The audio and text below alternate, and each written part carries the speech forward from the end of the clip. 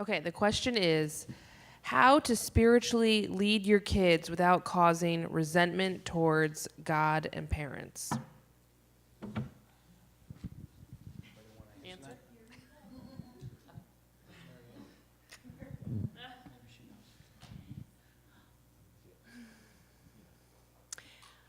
Say that again.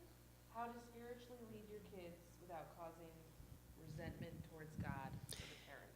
I think the biggest way to do that is to make sure that you do it in love.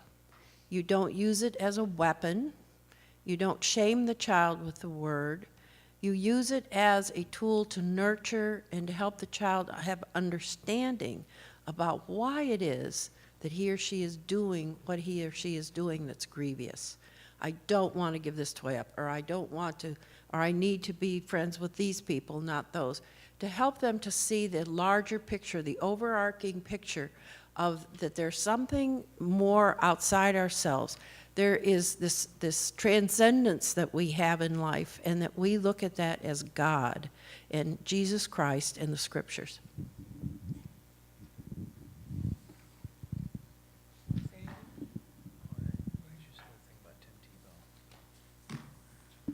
What do you mean? I don't know what you're talking about. Well, I think there's we all have different experiences growing up, and I had the kind of experience where spiritual things were not optional, and it did not work well with my particular personality as a teenager in particular. So that created a lot more resentment than desire growing up. And so it's, especially when it comes to bringing the child to fellowship when they're young, it's really not a big deal. They just go with the flow, right? I mean, and kids, the psychologists say, are hardwired to believe in God anyhow. So, I mean, it's not like you have to make elaborate, detailed arguments to prove God's existence to a child.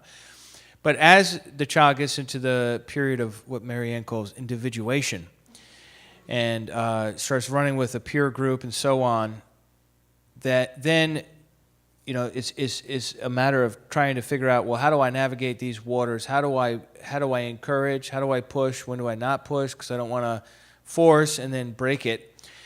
So that's something that we're very much trying to figure out ourselves and do not have great wisdom for you on.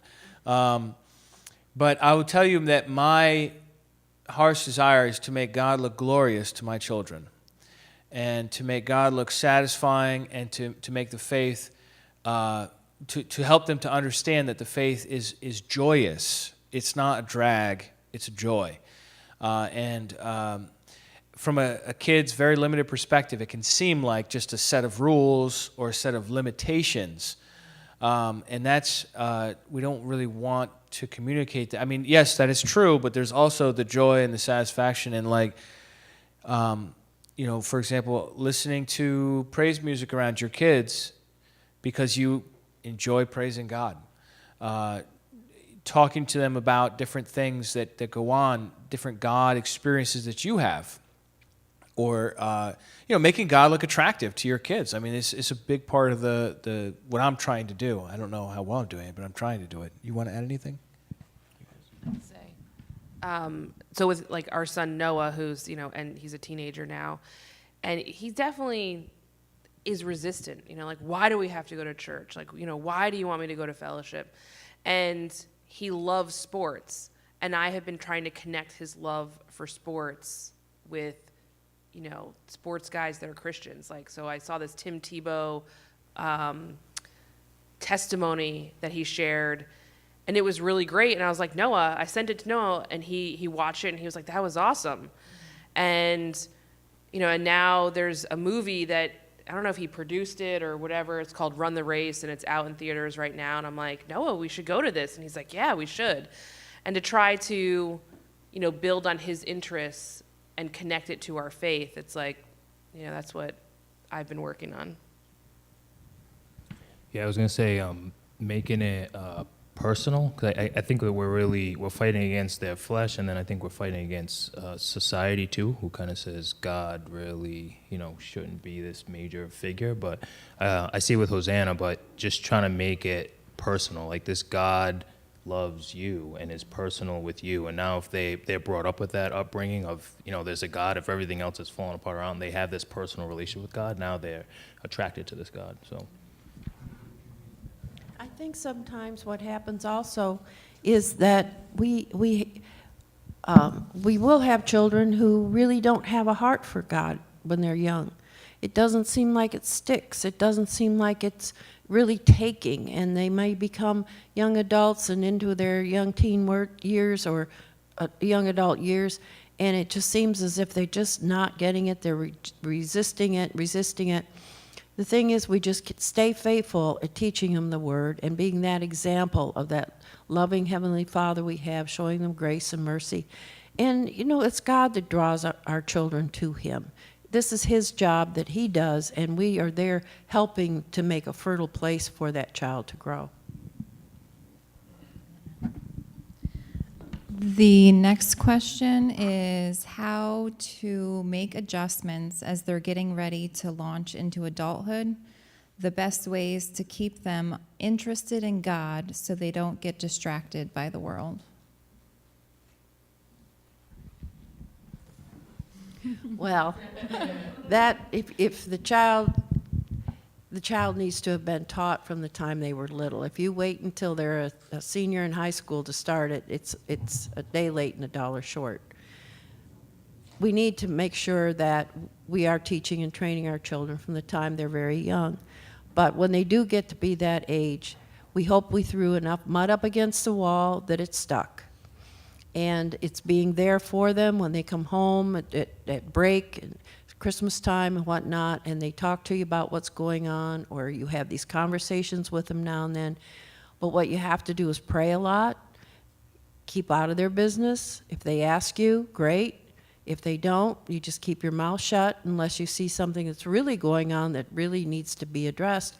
And then you use I know this is unsolicited advice, but I'm letting you know, so you know that they know. I think too, like what I've seen Susie and Candace do is you guys have driven up here, sacrificed your time and effort to get them to things, that the teens are doing. And as parents to understand that we do need to make effort and get them where other believers are gathering. Like if they show interest, you get them there. And making that effort, I feel like, is going to pay huge dividends in the future.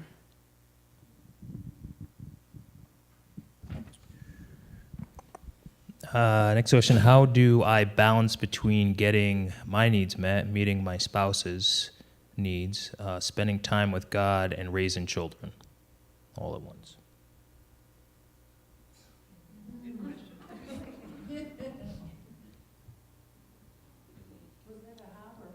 That was a how do I balance all that together?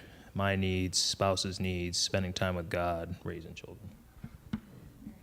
Since that was my question, because I hear this so much, how can I just do it all? Especially if you have children that have special needs, or you have children with a wide range of ages, or they're all in diapers. You got 4 kids in diapers, you really do find yourselves becoming very child-centered in the home.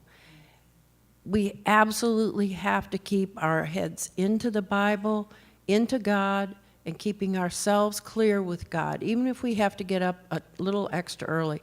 I know I know some of you, you're up at 4 a.m. with some of these kids when they're little.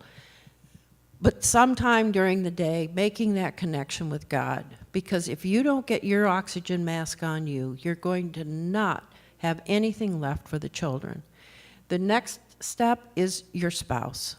And if you're single, that's, you're on your own there with God, which is great. God's there to help you. But if you have that spouse, your next connection is that with your spouse. That's your priority. And you don't have to spend hours upon hours with each other, but at least carve out some time during the day or the week where it's just the two of you, and it's not custodial talk, it's not, who's taking who, where, when. It's just the two of you being sweet on each other. And if you do that for a short period of time, then the both of you together are able to face what you need to do for the children. So really it's a prioritizing and keeping really, really clear on that with your personal life and how you are with God and then your spouse.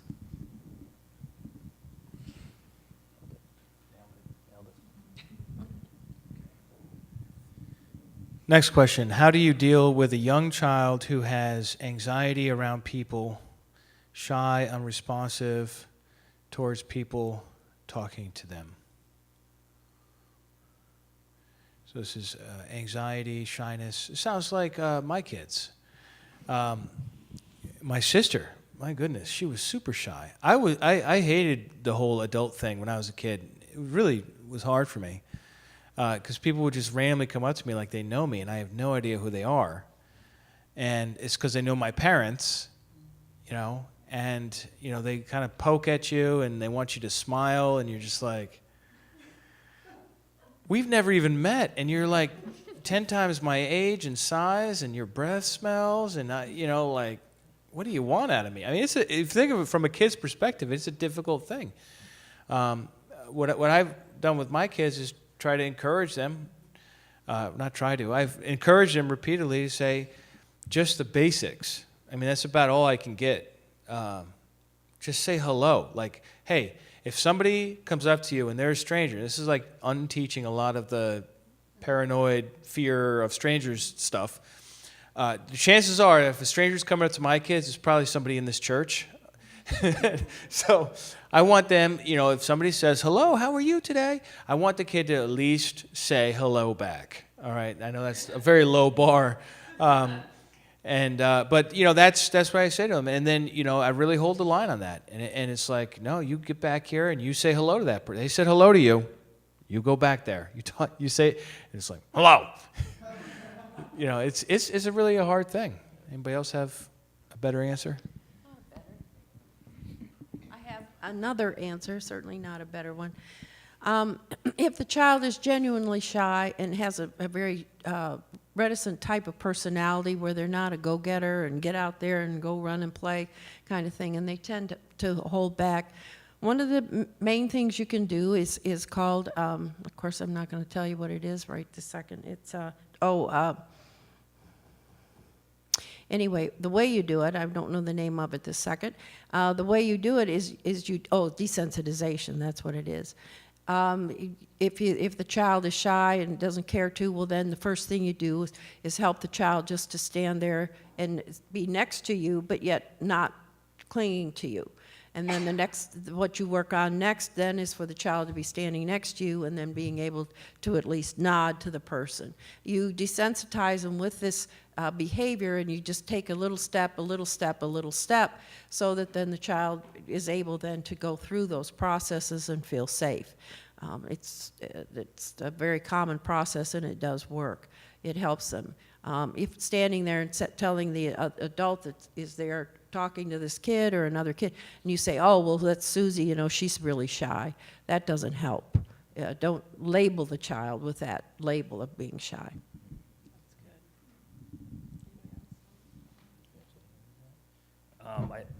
I don't have I think that was just good. I don't really have any advice. I think with our daughter, she gets like that. And I remember hearing a preacher, Vodi Bakum, very big, strong. He was like, if somebody says hi to you and you don't say hi back, then that kid is, and you tell them, hey, listen, say hi, and they're disobeying you, then you have to kind of reprimand him in that point. And it was just the way he was doing. I'm thinking about with my daughter, as she's a pastor comes up and says hi to her, and now the pastor is disrespected because my kid's not saying hi back to them, but she doesn't mean to be disrespectful, this and the other. So I think it was a good word. We went to a thing a couple weeks ago where my daughter was involved in this karate thing for a bunch of kids, and she got really emotional and introverted while she's in the group with the kids and started tearing up, and I brought her out to the hallway and she's tearing up, and I did it. So this is the wrong way to do it. But I'm like, all right, you want to leave? Like, we can leave. We'll go do something else fun, this, that, and the other, instead of. And then in that moment, God helped me out, and I had a brother in Christ who was there also helped me out and was like, hey, listen, we're gonna work with her to get her to kind of. And then by the end of the 2 hours, she was having a blast with the kids. So working with them in that moment. So. The next question is, how do you talk to your kids about homosexual and transgender promoted culture? I would say the number one thing to start with is don't make fun of gay people or transgender people or people that are weird or different.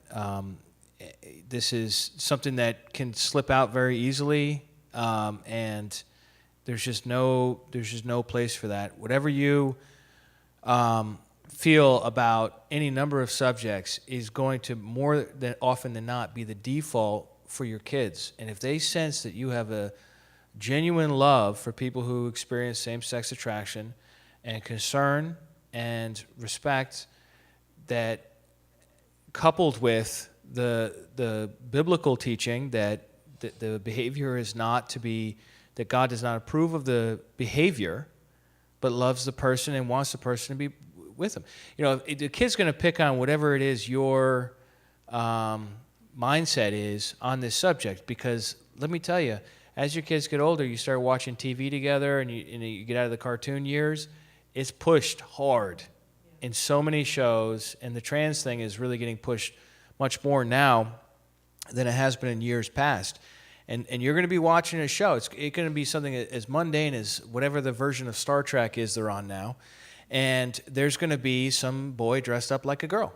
And and Hollywood is going to portray that as heroic and exciting or something that everyone should accept, or else they're an evil person, because that's what Hollywood believes. So Hollywood's being true to itself. The question is, are you, Christian, going to be true to yourself and true to what the Scripture teaches?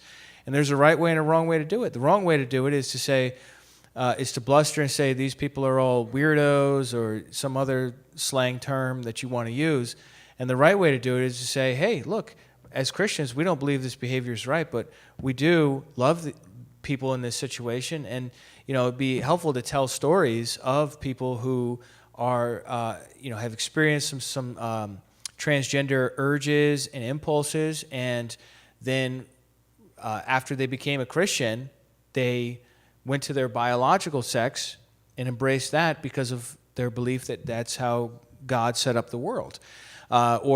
Same thing on the homosexual thing. You know, you tell stories of people who've come to Christ and have had radical transformation to your kids. That's testifying that there is miraculous power available in our world, and it's not just you have to accept it and that's all there is to it. So I think a lot of it is modeling, so you really got to check yourself on this one, I would say. Anybody else want to add to that?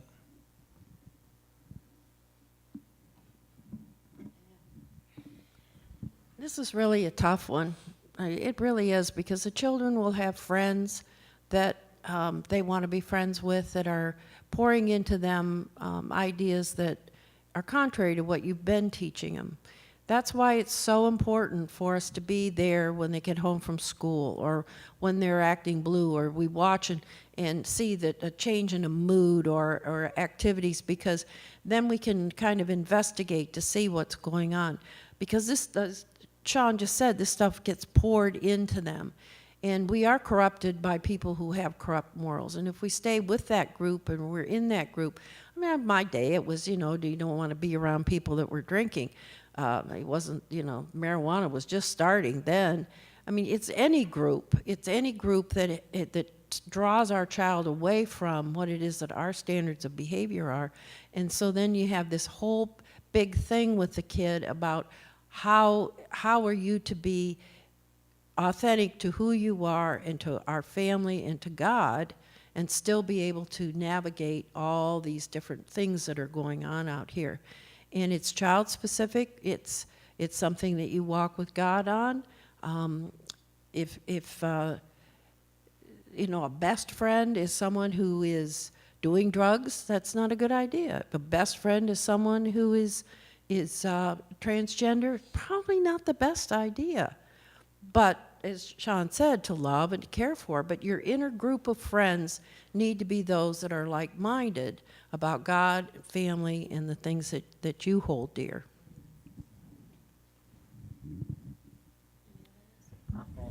I just want to add to that if you do nothing, they will believe whatever the world teaches on this subject. So, if you want your kids to be, a gay rights activist, not an activist, but, a person who believes strongly in gay marriage and all this, and, Bruce Jenner and trans this, trans that, if you want them to believe those things, then just do nothing. And they will, because that's what the world, that's what their friends, that's what the news, that's what everyone's pushing. And, this is just where we're at right now. In 5 years, it'll be something else. 5 years ago, it was something different, So the point is, as a parent, if you want to see your kids, and it's not like the world only pushes bad things. The world also believes in heroism and hard work and, certain other civic ideals that are good. So it's not like, because the world says you should wear clothes, that means we should teach our kids to be naked. That's not what I'm saying. But like on the issues where the world is taking a strong position, unless you as their trusted adult person take a strong position in the opposite direction, they're just going to default to it. So there's a lot of responsibility. And I think a lot of times with parenting, and many of us, what we do is we're like, oh, well, somebody else will explain this or somebody else will take care of this. No, it's your job. It's my job. And if we don't do it, then we failed. It's not, don't blame the church. We're not going to have a trans day upstairs in the kids' room for the 5-year-olds and say, look, we don't believe in this. You do it. It's your kid.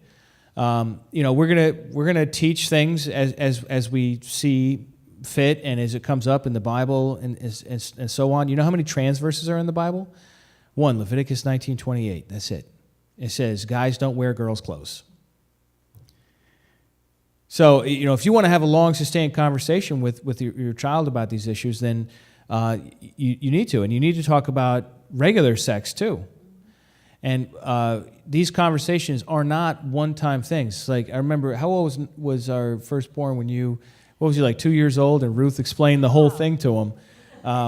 No, I'm just kidding. But one of our kids was pretty young. Exaggerating. I'm exaggerating. He was pretty young, and he asked Mom about it, and she had this very progressive view of explaining everything. So she just laid it all out there with a diagram, and no, but she. I'm having a good time over here with this mic. I got the power. So no, she explained it, but then some years passed, and we talked to the boy again, and it's like he needs the new age appropriate version of that conversation, and then when he's going to be 15, he needs to know another age appropriate version of that conversation. You know what I mean? And so it is with these other sexual things, whether it's same-sex attraction or gender dysphoria or people that are just doing all kinds of crazy stuff, whatever that happens to be. These are conversations that is our responsibility to have with our kids. And if you don't have it, then it's your fault. I'm not saying your kid's going to crash and burn, but I think they're just going to default to whatever the world teaches. Is that too harsh? Okay. I'm saying that to myself, too. Does anybody have any questions that they want to ask that weren't written down? Or comment? Or you could tell a joke or a story. Hidden talents accepted. I think one thing we didn't, we didn't really get a chance to touch on specifically with the discipline thing. It might not be many kids here, but the younger kids, as far as the spanking, what it looks like. And so, we were listening to something on the way up here. What's that? Yeah. Come on over here. Come over my leg. No, I'm kidding. We listened to something on the way up, and it was like, you hear this, this one person saying, or one pastor who knows the stuff, was like, hey, listen, it's got to be bare butt. You got to put them over your leg. You got to this, that, and the other, because they have to feel it. And then like another, another side of it. I mean, we've never. Yeah, you have to start at 8 months. And then on the other side, it was, I definitely heard some good stuff. You don't do it in the presence of the other kids, so that way the shame isn't there. But maybe more for Dr. Yakonis. What does that look like practically, or what should it look like? Or, not with the switch, not with the long stick. What do you like? What do you? Tase him. Tase him. You're a cop.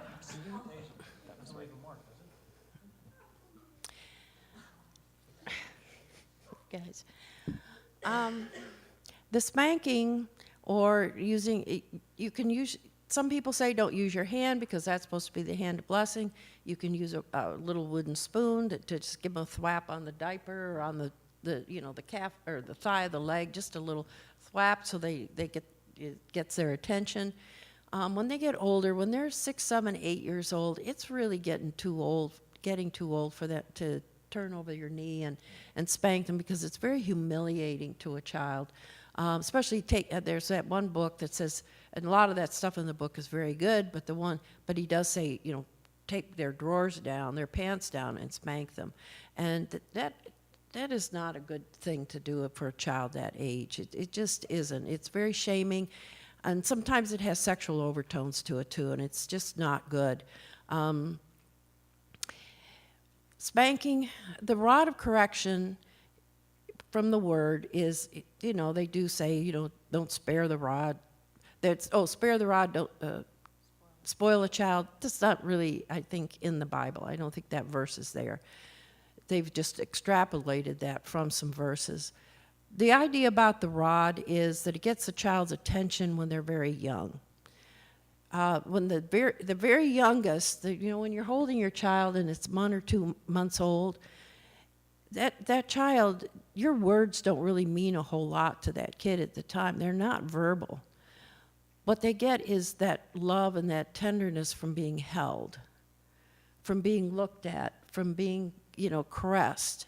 And they start to get this sense of unity with you, with the caregiver, and that you use that connection that you have with the child to encourage the child to do what it is the child wants to do.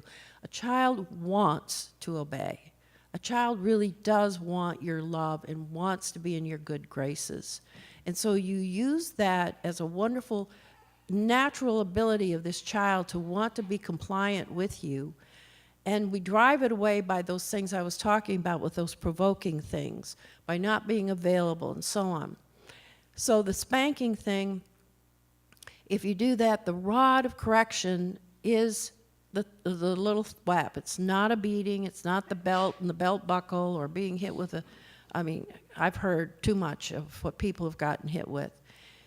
It's not that. It's not the punishment. What it is, it's a wake up, stop doing what you're doing right now. It's a, okay, I'm back in my rational mind here a little bit more. And then you can give them the word. The rod represents the word of God, because the rod gives you authority in the very beginning. If a 3-year-old's kicking you in the shins and telling you to go, flake off somewhere, if that's what's happening at 3, by the time the kid's 13, you don't have a chance. So if you start young with getting that child's attention and you have the authority, you're towering over this child. You have that authority that you bring to the relationship, and don't give them the power, then your word, the rod, gets their attention. Your word is right there. This is God's word. This is what we do. And then it goes, you don't need that anymore. All you need is your voice and your word. This is what I'm saying. You need to pay attention. This is it. That's the rod. The word is then the rod of correction. And then you don't need to use anything physical with them after that, hopefully. I thank you for the time and the elaboration and all the research. it's helpful for those of us who don't have kids right now, but we have an idea like where to go, because it's really a very scary world. So I just wanted to thank you. All right. Thank you, everybody.